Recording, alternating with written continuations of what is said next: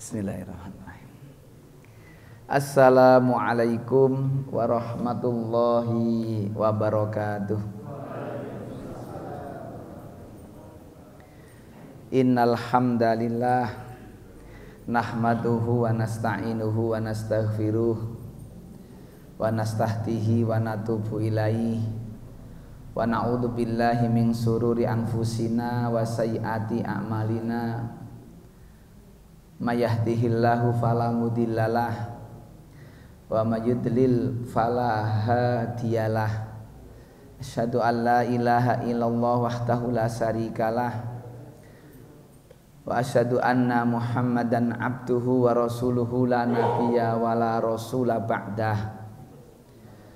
Allahumma shalli ala Muhammad wa ala ali Muhammad kama sholaita ala Ibrahim wa ala ali Ibrahim wa barik ala Muhammad wa ala ali Muhammad kama barakta ala Ibrahim wa ala ali Ibrahim innaka Hamidum Majid. Qala Allah Ta'ala fi kitabihil karim, a'udzu billahi minasyaitonir rajim. Ya ayyuhalladzina amanu taqullaha haqqa tuqatih wa la tamutunna illa wa antum muslimun. Wa qala Rasulullah sallallahu alaihi wasallam, khairun nas man tola umruhu wa hasuna amaluhu. Sadaqallahul adzim wa sadaqa rasuluhul karim. Jamaah salat maghrib dan kajian ba'da maghrib yang mudah-mudahan senantiasa dirahmati Allah Subhanahu wa ta'ala. Kita bersyukur kembali pada malam hari ini, sore hari ini bisa bersama-sama hadir untuk mengkaji ayat-ayat Allah dan hadis Rasulnya. Mudah-mudahan apa yang kita upayakan ini menjadi tambahan amal kebaikan mengawali tahun 2023. 2022 sudah berlalu, tinggal besok kita akan melihat apakah di tahun 2022 itu amal soleh yang lebih banyak atau amal salah yang lebih banyak. Sekarang kita ini mengawali 2023, masing-masing berbeda-beda tergantung bagaimana mengisi kegiatan dari bangun tidur sampai tidur lagi, dan itu semua bergantung pada apa yang diketahui, ilmu yang ada di dalam dada. Semakin dibimbing oleh ilmu, maka amal pun akan lebih banyak yang baik. Wong yang sudah punya ilmu saja belum tentu mengamalkan, apalagi yang tidak berilmu. Dia akan beramal tanpa dasar ilmu. Maka Bapak Ibu sekalian, untuk muhasabah, evaluasi, mengakhiri dan mengawali tahun, artinya kita ini ya rata-rata masih menggunakan tahun itu, Masehi atau Miladiah. Hitungan umur kita pun ya masih menggunakan umur itu. Kita ini bertambah usia dari hari ke hari, bahkan ganti tahun, yang maknanya aslinya kita ini semakin dikurangi jatah umurnya hidup di dunia. Memang usia kita bertambah, tapi jatah umur kita hidup di dunia semakin berkurang. Kalau tidak diisi dengan kebaikan dan ketaatan, melaksanakan perintah-perintah Allah dan Rasulnya, menjauhi apa yang Allah larang dan Rasulnya, sungguh kelak akumulasi kumpulan dari hari-hari tahun-tahun itu, kita akan menjadi orang yang menyesal. Belum ketika kita baca hadis ini, innal muflisa min ummati, siapa orang yang muflis dari golongan umatku, kata Rasul. Orang yang bangkrut muflis. Orang yang apa bahasa lainnya? Jatuh pailit. Gitu. Orang yang gulung tikar, kolab. Wah. Siapa yang dimaksud innal muflisa min ummati? Ya'ti yaumal qiyamati bi sholatin wa siyamin wa zakatin.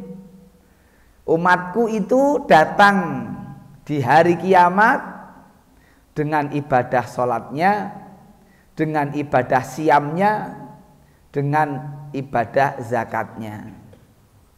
Tetapi dia ternyata juga melaksanakan amalan-amalan kedoliman, amalan-amalan dengan merugikan pihak lain, merugikan orang lain. Maka ketika orang itu tidak tahu ini, yakin hidupnya walaupun merugikan orang lain, dia nggak akan pernah merasa itu. Maka ketika nanti di akhirat menghadap Allah, ternyata dia pernah menuduh si fulan, menuduh dusta si fulan,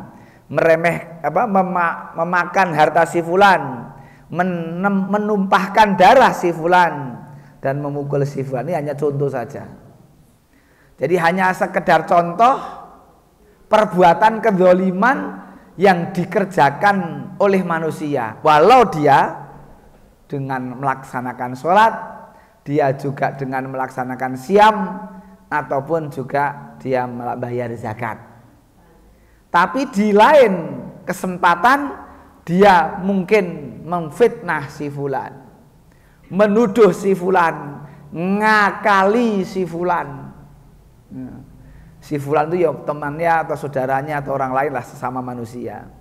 Atau dia mengambil harta saudaranya dengan cara yang tidak benar. Ini semua sudah ada di dalam hadis, Pak.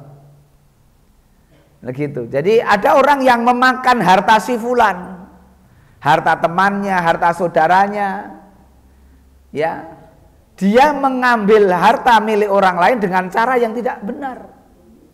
Kalau mengambil harta orang lain dengan cara yang benar, sah, boleh, bahkan jadi ibadah.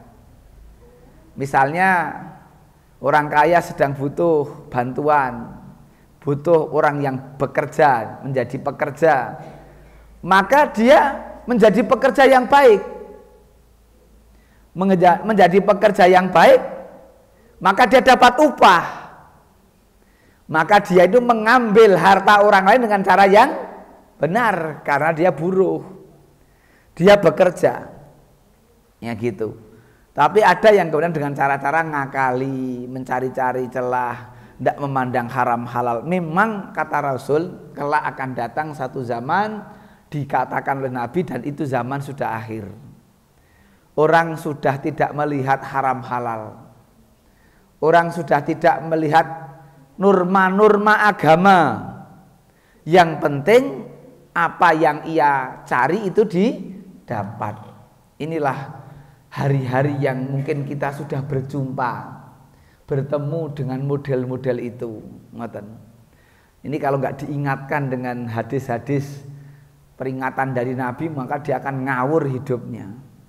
Maka setelah pahalanya ya diberikan kepada fulan yang ini dan fulan yang itu, dan jika pahalanya telah habis padahal belum tuntas, jadi dia sudah kehabisan pahala sholat, kehabisan pahala siam, zakat dan sebagainya amal ibadah, sementara orang yang didolimi masih banyak.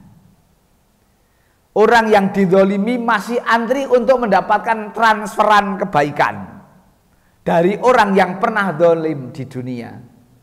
Gitu.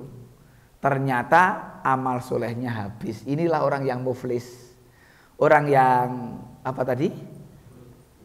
Jatuh pailit tadi. Apa bahasa tadi? Kolab. Ya kolab. Rugi gitu. Ini orang yang rugi. Ya, jadi ada orang-orang yang akan nek rugi itu mungkin maknanya dia beli barang ya harganya 1.000, ketika dijual tidak laku 1.000, itu rugi. Ternyata maksimal penjualan hanya laku 800, itu rugi. Ini tidak sekedar rugi kok, karena dia ini habis, seluruh kebaikannya itu habis tanpa sisa. Bahkan ini kalau yang kemudian dilanjutkan di belakangnya, masih ada orang-orang yang antri, orang yang didolimi, pernah dituduh, ya pernah difitnah, pernah dirugikan ya di dunia, pernah merasa terdolimi orang itu. Hanya saja mungkin yang mendolimi tidak sadar, bisa jadi. Tetapi di akhirat itu tetap ada hitung-hitungan. Maka orang yang masih baris nunggu amal soleh yang pernah dikerjakan si fulan yang mendolimi itu, ternyata habis diberikan orang-orang yang di awal. Maka apa yang terjadi? Ketika itulah kemudian amal salah orang yang masih antri menunggu amal soleh itu untuk nambahi kebaikan, itu amal salahnya yang dikurangi.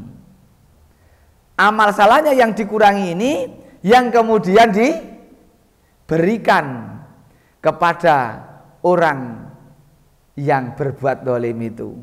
Jadi orang yang berbuat dolim ini kehabisan amal soleh, malah ketambahan amal salah. Coba nek seperti itu nggak ngeri.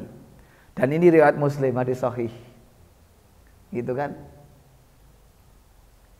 Jadi orang-orang yang dulu pernah jadi korban itu memang berat di dunia, Pak Bu. Orang-orang yang dulu di dunia itu didolimi itu berat. Tetapi nanti silir di akhirat. Karena tiba-tiba ada pahala mengalir. Ya seneng banget itu, blang-bleng transferan. Tetapi susah, orang yang didolimi susah. Maka untuk itulah Nabi bersabda, tolonglah orang yang berbuat dolim dan orang yang didolimi saat itu. Nabi mengatakan begitu. Sahabat bertanya, kalau saya menolong orang yang didolimi itu saya paham ya Rasul. Gitu. Kalau ada orang yang didolimi saya tolong, itu saya tahulah orang yang didolimi itu harus saya tolong gitu. Tapi terus bagaimana saya itu menolong orang yang mau berbuat dolim, mau menolong orang yang berbuat dolim? Maka Rasulullah kemudian menerangkan cara menolong orang yang berbuat dolim adalah dengan mencegahnya jangan sampai berbuat dolim. Gitu. Mencegahnya, ojo nengake ae, kono karepmu besok tanggung jawab, enggak gitu, Pak. Kita harus elek-elek dulu. Nek wis dielek-elek ora gelem, ora salahe kiambak. Jangan membiarkan. Besok itu akan dituntut kok. Kalau kita punya kesempatan mengingatkan kok tidak diingatkan, berat, Pak. Makanya takut betul. Memang dunia ini ujian tenan kok. Siapapun diuji, kiai, dai, mubalik, ustadz diuji.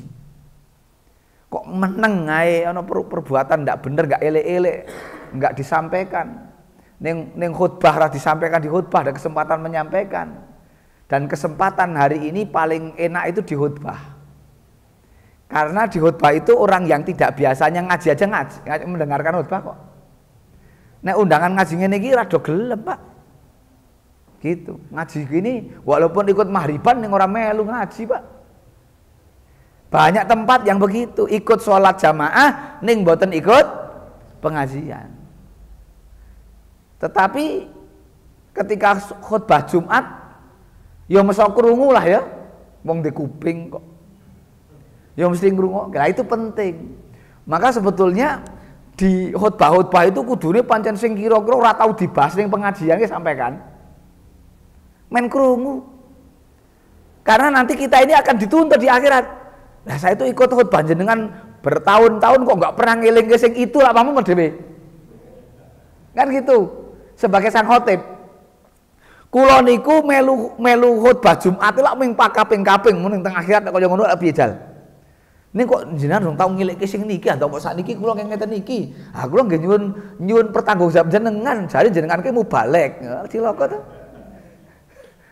Lah nek pernah menyampaikan sudah pun nate kula dugekaken. Tugas kita kan gitu. Ashabul Kahfi itu kan menyampaikan, ternyata orang yang dolim lebih kuat, Pak. Sampai malah justru dia yang berat dikejar-kejar oleh tentara kerajaan, sampai akhirnya kemudian harus apa? Menghindar ya. Menghindar itu bahasa yang lain apa? Dalam bahasa Al-Qur'an. Hati apa dalam agama? Uzlah ya. Dia harus naik ke atas bukit atau ke satu gua. Ya gitu. Ke atas gua.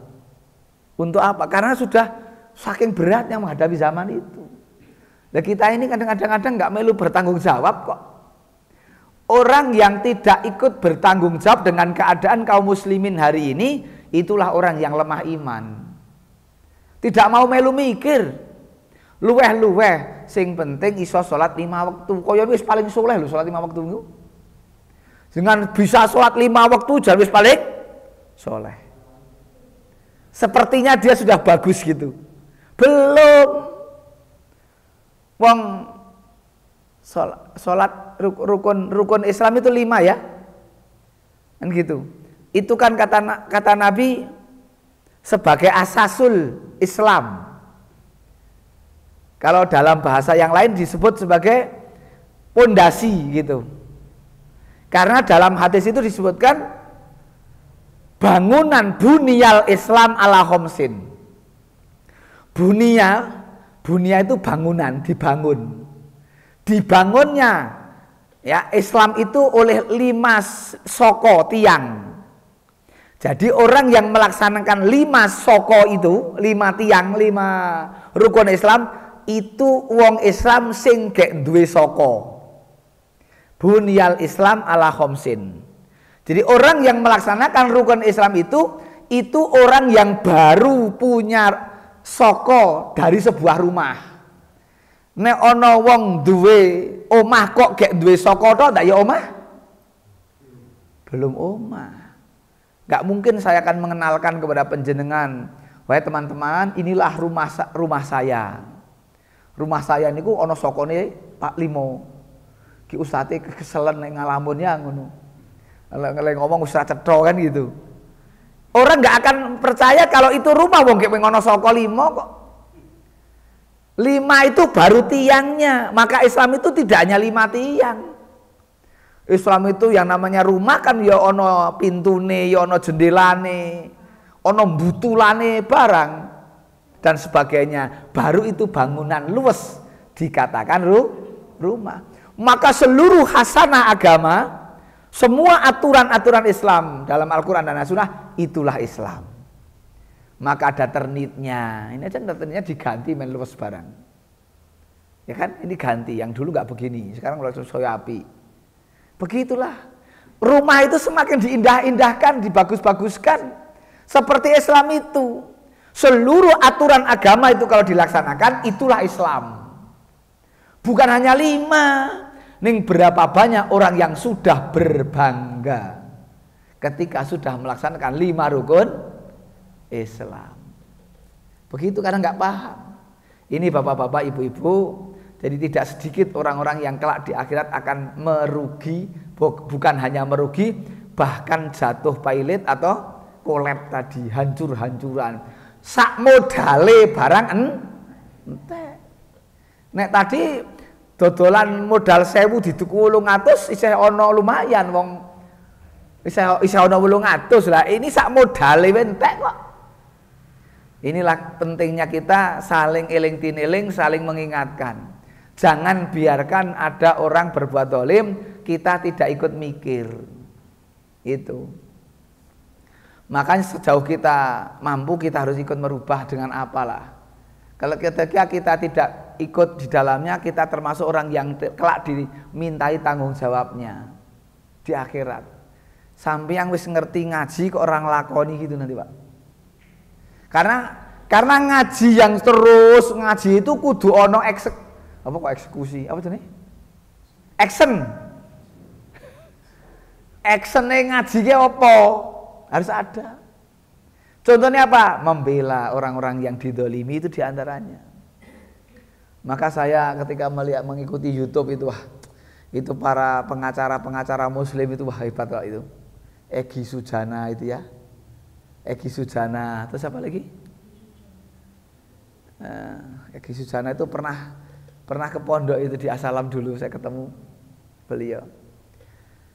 Terus siapa lagi ya yang kuat itu, wah mantap tenan itu. Yang membela Gus Nur itu ya. Itu kan wah luar biasa itu orang-orang yang berani ya. Kita ini kan yuk minggu nonton ya, supaya orang melu ndongaake lah. Itu kan pemberani sekali. Jelas berhadapan dengan resiko, Pak. Itu. Lagi itu. Jadi kita nggak mampu sampai seperti itu. Yang masih muda itu tapi pemahaman agamanya bagus sekali itu, Pak. Siapa namanya? Hosinuddin siapa itu? Hosinuddin Ahmad Hosinuddin siapa itu? Wah, itu pemahaman agamanya bagus tapi punya kemampuan juga di dalam lawyer ya, advokat. Nah, gitu di antara itu. Ini kan orang Islam harus ada yang di sana seperti itu. Kalau ada yang didolimi, ada yang bela. Gitu. Walaupun berat sebetulnya. Ya, sangat berat. Ya, ini contoh saja nih di YouTube bisa kita saksikan bagaimana pembelaan orang-orang yang saat ini mungkin kondisinya baru ya lemah. Ini yang selanjutnya Bapak sekalian. Nah,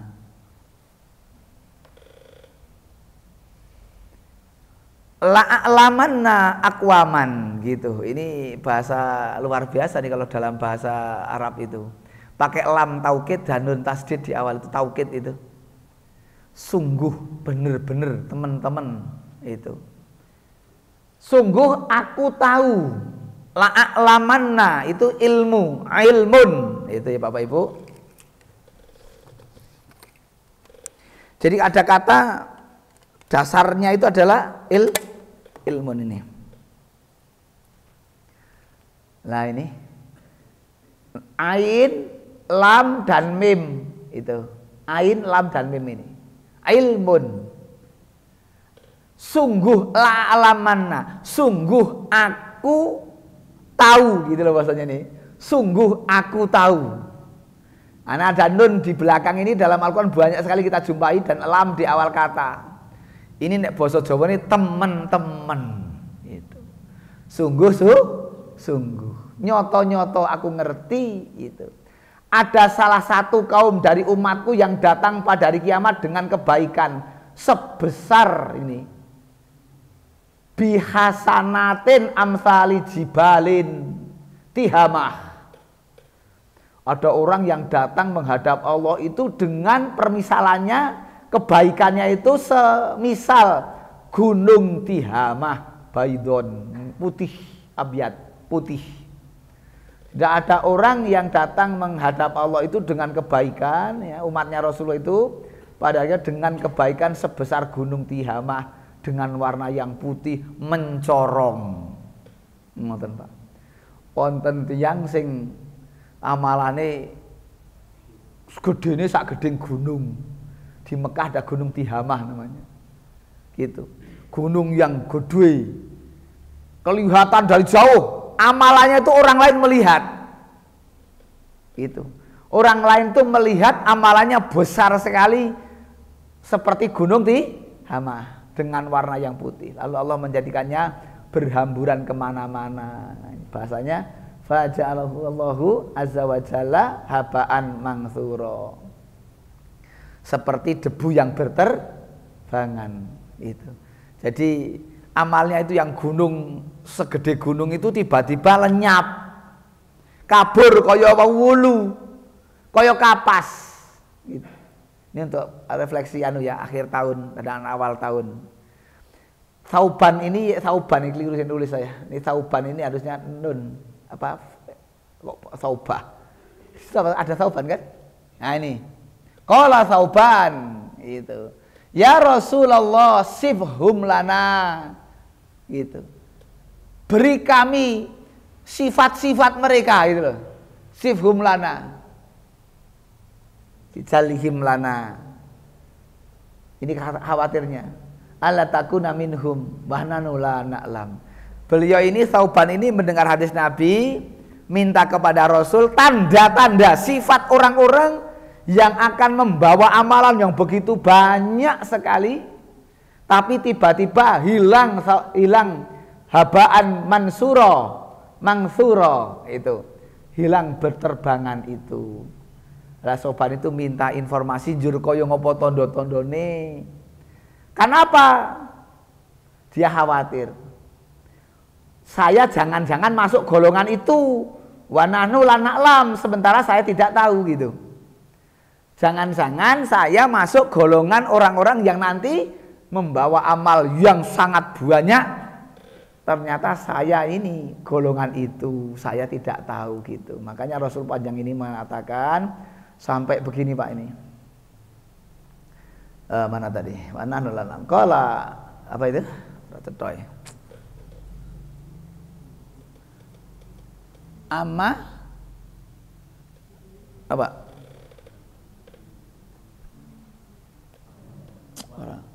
Ama Allah contoh ya. Ama innahum ya. Innahum Mas Malik.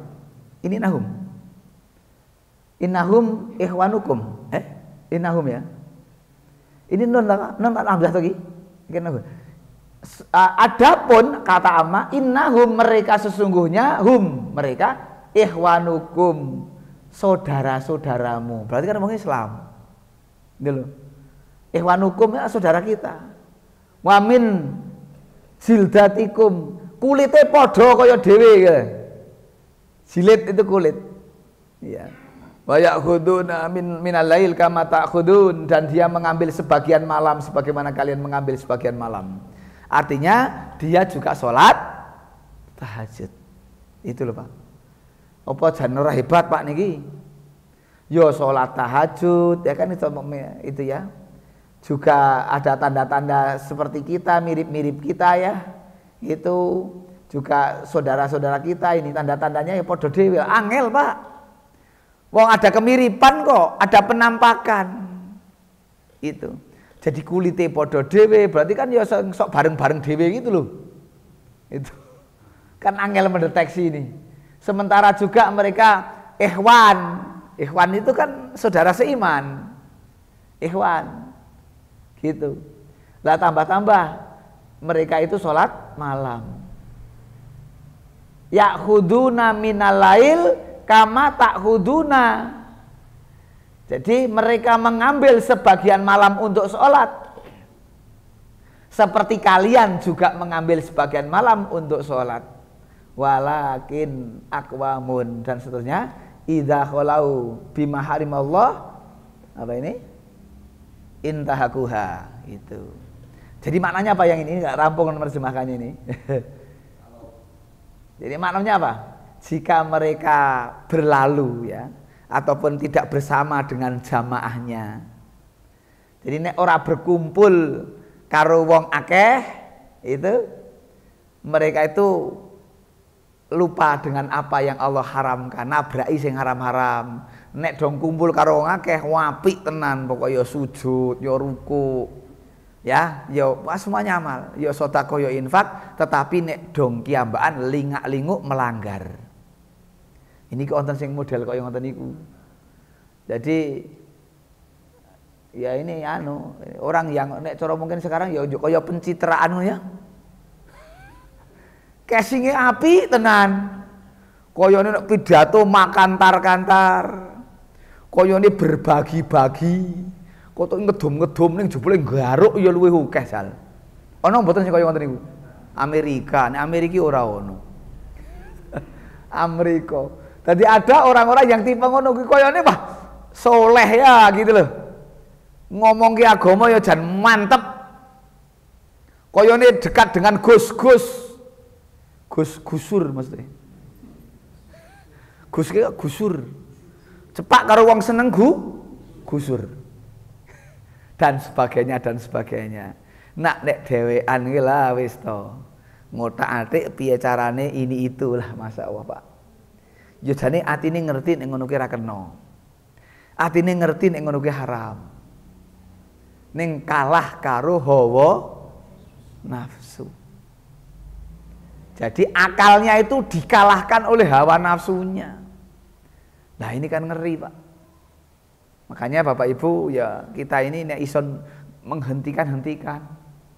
Niatkan ibadah. Niatkan mumpung isih ning donya men tidak apa? Bahasa Jawa niku men boten ngombro-ngombro.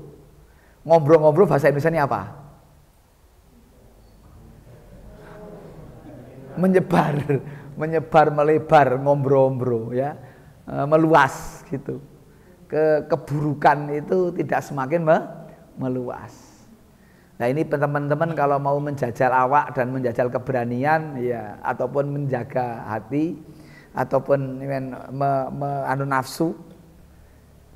Ini besok di hari Rabu itu, di hari Rabu ini ada salah satu pabrik kayu lapis di Pring Surat dekat Keranggan sini. Sing besok ini arep di anu lah, arep dibuat sesuatu lah oleh orang-orang yang mungkin punya keinginan. Padahal yang punya ini sekarang sudah meninggal, diteruskan oleh ahli warisnya. Dan pabrik ini begitu bersosialnya luar biasa. Nek wonten masjid-masjid butuh triplek yang 8 mili niku 9 mili, butuh berapa niku dikasih tanpa beli. Itu. Dan banyaklah. Banyak bantuan-bantuan yang diberikan di sekitar termasuk sampai ke Telogorjo. Saya mencarikan Telogorjo sana itu ya.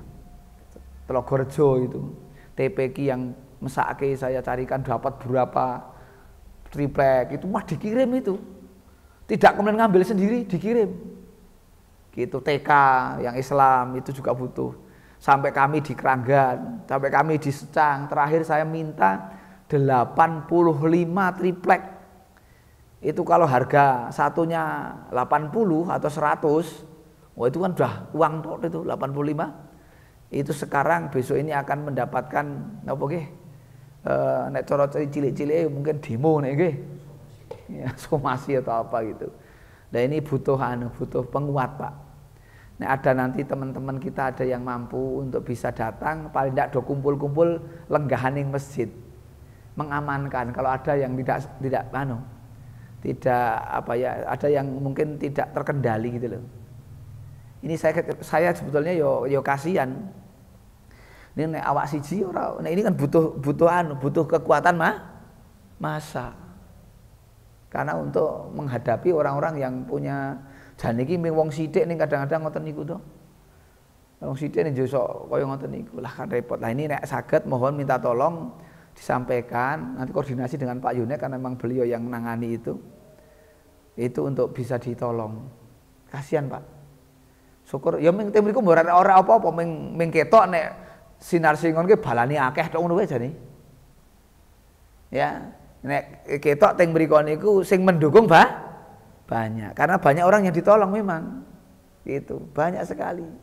Ning lak yo jan mesake niki. Nek terus kemudian tidak ada yang ikut peduli gitu.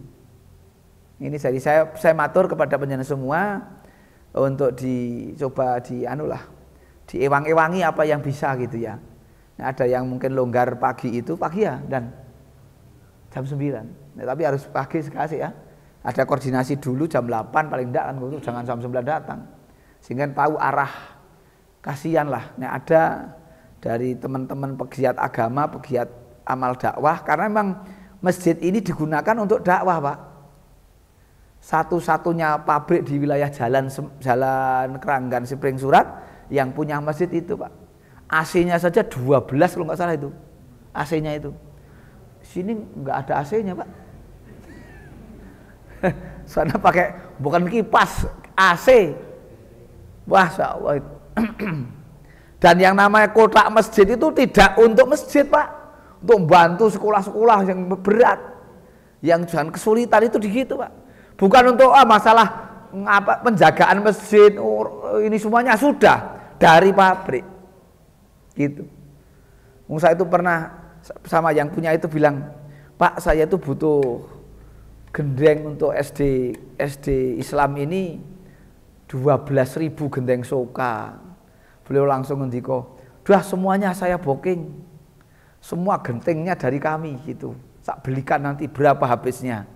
Gitu. Habis hampir 23 juta. Beliau itu yang ngasih. Nah, ini sekarang sedang diuji untuk adanya karyawan mungkin sing pengen ini itu ya. Tetapi ya ini mungkin sampai pengadilan dan sampai pengadilan. Oh gitu. Nah iya. Saya setiap hari Jumat Wage itu khutbah di sana. Berarti Jumat depan ya Wage itu ya. Gitu? Niki mau paing toh. Nah, Jumat Wage saya khutbah di sana. Kalau dulu awal-awal itu ya masih mengkondisikan jamaah itu, kalau hari Sabtu pagi Bapak Ibu itu ada kajian seluruh karyawan, tapi bergilir. Gitu. Seluruh karyawan itu digilir ngaji. Saya tanya manajemen, apa ndak mengurangi hasil produksi, saya tanya gitu. Ndak.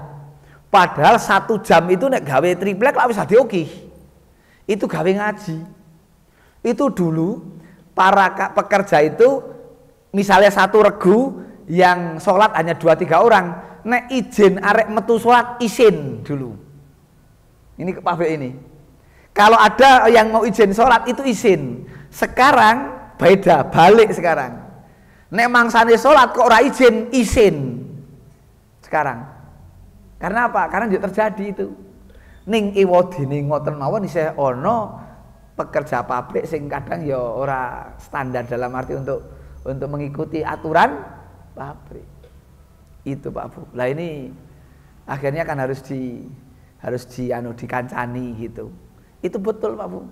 Kalau hari-hari hari-hari saum Ramadan itu para pekerja itu datang absen langsung sholat isya dan jamaah tarawih dulu baru bekerja. Tetapi sholat itu wis dianggap bekerja. Jalono sing kaya ngoten. Di salah tulisan itu pakai spanduk itu utamakan sholat dan keselamatan kerja gitu. Tulisan itu utamakan sholat dan keselamatan kerja. Nah ini Bapak Ibu, walaupun kita ini di sini ning yo kancane dhewe. Ora kudu kenal, ning itu sama-sama pejuang. Ning kadang-kadang lak nek muni ora kenal ra gelem to. Awong kayak kula niku teng mriki niku khotbah Jumat nih yo wis do ngerti jamaah sapa-sapa. Ana sing gathuk ora salam kok. Kuwi jan iki menungso apa wudu jengkel saya jane. Iya kan, wong jelas sholat Jumat nek kajine ora gelem teko iki. Gitu. Tapi ya nek Jumatan di sini. Tapi ora gelem mau nyalami dulu bareng itu. Tak salam tak assalamualaikum tak nek ning kuping saking jengkele saya. Ini kan nemen toh. Ini nek dia panggil kaya ngono babal-bas ora ana sinyal kuwi. Nek kon wong gitu beda lagi pring surat sana kan gitu. Wong kita keranggan gini ya kita Temanggung ae surat ora tekan. Wong jangankan wong gak sing kenal ngerti sok ngrungokke khotbah ya ora gelem mendahului salam kok. Ini enggak tahu apa masalahnya. Padahal ya saya tetap ngrungokke khotbah. Apa khotbah saya penuh dengan bid'ah apa piye ra mudeng aku. Kan gitu kadang-kadang sok ya metu setane bareng Pak Ustadz itu. Ya kan jengkel kadang-kadang ya Allah ya Rabb, iki kok nguji iman gitu kan. Ada yang dan ora tau guyu, Pak. Waduh, wis kepek poin ning ngarepku kabeh salah ngono lho kaya rasane kuwi. Kaya ning guyu ki rega larang gitu loh. Ora iso diobral gitu loh. Ini kan kadang-kadang umat Islam tuh ada yang masih kayak gitu itu loh. Lha gini kalau dakwah ya ora do anu Pak. Ora iso mlebu Pak. sing mlebu ya sing padha dene wong merengut itu akhirnya. Berarti sesama merengut satu sinyal itu. Gitu nek sing wong kae yo sing arek ndakwahi wong sing kaya ngono ki yo piye sapa kuwi. Kan gitu Pak, kita ini kan ndak bisa harga mati ya Pak, ora iso dinyang. Ya karena ini dakwah ini kan ada yang namanya takhirul bayan, ada yang namanya kitmanul bayan. Dalam dakwah itu ada takhirul bayan. Takhirul bayan itu menunda penjelasan. Nek yang dilarang itu kitmanul bayan, menyembunyikan. Nek menunda boleh. Wong mencen kayak kelas SD kok wahi ilmu SMA jeglek tepar Pak. Ini kan kita tunda dulu penjelasan yang ini kan bertahap. Itu namanya takhirul bayan. Yang dilarang kitmanul bayan, menyembunyikan ndak baik, itu nggak boleh ini itu. Gitu nggih. Dah Isya ya. Apa Isyanya sekarang jam berapa? Jam 8 po? Oh belum. Aku ngotot apa itu komat? Wih lah komat. Ya sudah begitu dulu ya. Ini mohon dukungan nanti nek sing ada yang bisa duduk-duduk saja enggak apa-apa Pak, pakai baju koko ya. Baju ngoten mawon ora opo-opo kok ming jebule sinar singon ki namanya sinar singon sejahtera S3. Itu jebule ya oke sing seneng kan gitu sampai ada yang duduk-duduk di situ. Ya ming teng masjid mau udah kumpul jagongan. Nek ana apa-apa jadi yo dhewe melu bela toh. Ya kita enggak boleh lah apa aku njur nyun sewu njur ono sing rada anarkis misalnya kan gitu. Ya kan kasihan, kita itu kasihan sama orang-orang yang ya pengen bersama-sama berbuat baik. Ingkang boten rawuh mangke dikabari syukur ayu bareng-bareng ngoten toh. Ngoten yo ming syukur ning kono duduk-duduk njur ono unjukan itu minimal toyo petrak. Ning ora mari gedek-gedek. Ini gitu syukur begitu. Hanya itu untuk menguatkan saja. Makatan Bapak Ibu sekalian mudah-mudahan bermanfaat apa yang kami sampaikan. Apabila ada hal yang kurang pas nyuwun pangapunten, tidak sengaja insyaallah. Mosok sengaja berbuat tidak baik kan gitu. Yang jelas yang tidak saya sadari. Aku qauli hadza astaghfirullahaladzim li wa lakum innahu ghafurur rahim. Subhanakallahumma wa bihamdika asyhadu an la ilaha illa anta astaghfiruka wa atubu ilaik. Assalamualaikum warahmatullahi wabarakatuh.